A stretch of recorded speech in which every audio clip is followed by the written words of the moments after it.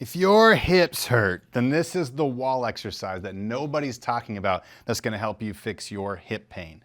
Now, why this is so important is if you look at this. The hip is a ball and socket joint, right? And that means it's one of the most mobile joints in the human body. It's supposed to go forward and backward, it's supposed to go side to side, but for people with hip pain, all these muscles start to lock down. All the muscles inside the hip here, even the muscles on the front deep inside the core start to lock down, and it compresses the hip joint. We lose our mobility, and what happens? Your hip starts to hurt more, but not with this wall move. In fact, I'm actually gonna show you two different wall moves because I wanna be able to give you full range of motion in your hip joint, okay? So what you're gonna do is walk up to a wall like this, and you're gonna lean on the wall with one hand.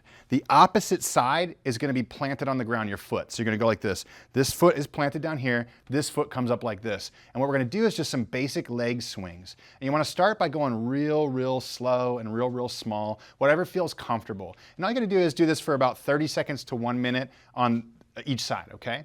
Now, when you're doing this, you can gradually work up your range of motion, trying to swing your leg higher, as long as that feels good on your hips and your lower back.